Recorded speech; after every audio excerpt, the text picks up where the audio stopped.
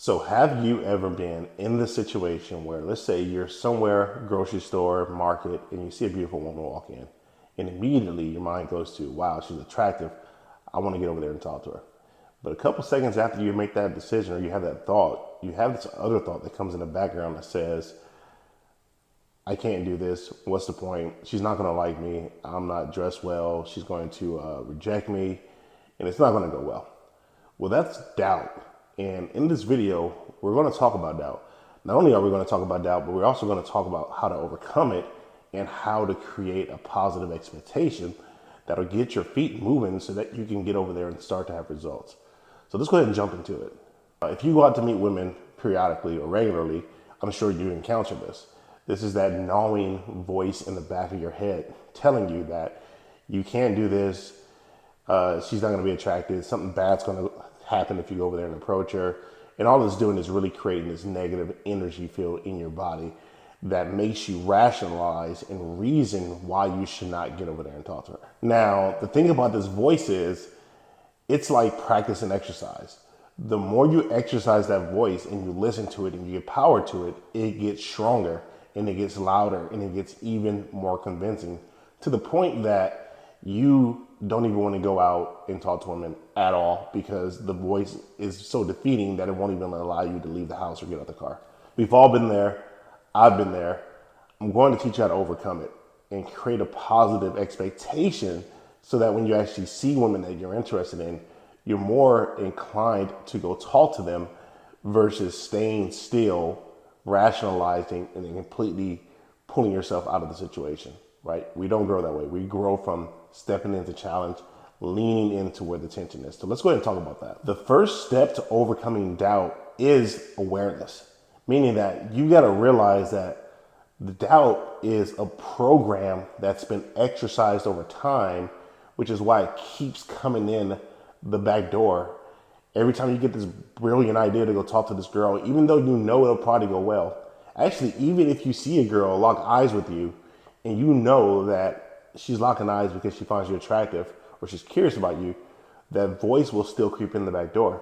And the reason that it's doing that is because it's a program like Microsoft, like iOS, that's been exercised and trained and listened to for so long. And you have to remember, the whole intention for this voice is to keep you safe, is to keep you from embarrassing yourself, is to keep you from getting hurt or put in a situation that you can't handle. But as you move forward in your life and you start to want to have things like women in your lives, girlfriend, wives, or just experiences with the opposite sex, that voice becomes to your detriment.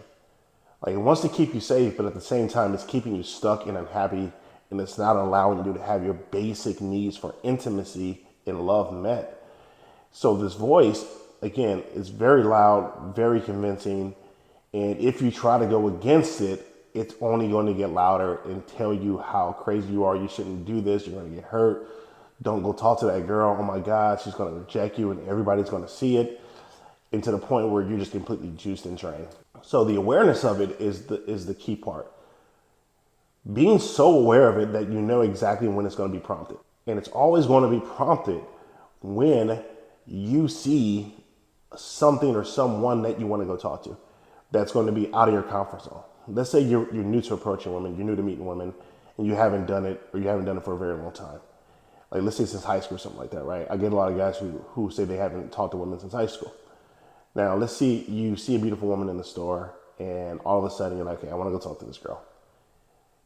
Since you haven't done it in so long, it becomes an unknown, right? An unknown variable. And so your mind and your body is going to act accordingly. It's going to do what it needs to do in order to keep you safe, which is give you these thoughts that have previously always worked in getting you to stay safe, giving you these emotions, these feelings that have always worked and keeping you from getting in harm's way or doing something stupid. So the awareness piece to this is the most powerful piece. If you can predict when it's going to come up, then you can actually really see it from a observational perspective and realize that this voice is actually not real. It's just a programming. It's just something that's been practiced over and over, and you think it's a part of you, and it's actually not a part of you. Now, the second half to this is You have to replace it with something, or else it's going to constantly grow and grow and grow the more we buy into it, feed into it, give it what it wants. Now, this thing that you give it is called positive expectation, or an expectation of a positive outcome. And the way you really develop an expectation of a powerful outcome is you have to do it consciously first. You have to look at this woman, and then you have to remember, in those first, let's say 3 seconds you see her, we kind of have a positive expectation in a weird way, right? We kind of see her, we're like, wow. And then immediately that voice kicks on. So part of us sees her, we acknowledge her, and we kind of think that we have a chance to some degree before that voice kicks in. And the truth is, we do have a chance. The truth is, we don't know what it's going to be like if we actually went over there and start talking to her. All we're doing is projecting and predicting what we think might happen. And if we have a negative bias, then we're always going to think in the negative. Very rarely does a guy who has a negative bias think in the positive about these things. What does a positive expectation look like? What does an expectation of a positive outcome or a positive bias look like? When you see that woman and you're like, man, this girl's beautiful, you have this idea that I bet if I go over there and talk to her, I could probably get her number. I bet if I go over there and talk to her, it's probably gonna go well. I bet when I get over there and talk to her, I'll probably make her smile. Like, we'll probably hit it off really well. And that develops from having experiences that counter that negative bias. So at the end of the day, it does mean that you have to go in. You have to step into the tension. You have to lean into it, because you have to teach your subconscious that it's not right.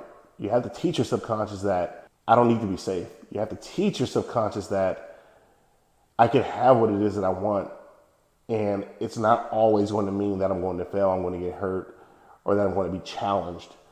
And when you go and you have these experiences, you start to log them into your subconscious. And over time, what happens is the more you have these positive experiences, women are smiling at you, women are wanting to talk to you, women are flirting with you, you're getting girls' numbers, girls are showing up on dates, intimacy is happening. It starts to create a positive feedback loop. And all of a sudden, when you have that challenging voice that comes up, it's met with resistance from a positive flashback. What I hope you get from this video is that that voice, that doubt that sinks in is not real. It's trying to keep you safe. So it's doing its job. But because you want something bigger and better in your life, you want more women, you want more options, you want a girlfriend, you want a wife, it's going to slow you down and stop you from getting it. It's going to drain your energy and make you reason with yourself why you shouldn't go talk to this woman. Even though this could be the woman that you end up spending a good amount of time with, right? It could be your lifelong partner. We don't know, but it's possible. So once you recognize this, you have to start feeding it positive expectations. So even if you have a negative expectation, what I want you to do is I want you to look at it. I want you to turn it around to the positive. Instead of saying, I can't do this because I don't think I dress well, she's going to reject me, say, well, maybe she won't reject me. Maybe she'll actually be open enough to talk to me, and then let's see where it goes from there. You have to challenge that voice. And the more you challenge it, you'll start to have positive responses from women that then will strengthen that positive expectation inside of you. And once you have that, your results are just going to skyrocket completely. So I hope you got some value from this video. If you have any questions about it in the comments, let me know. If you've had a situation where you had a very negative bias and you switched it to a positive, let me know how that went for you. Let me know the kind of results that you get because of your positive expectation now. Anyways, guys, I love you, and I'll see you in the next video. Peace.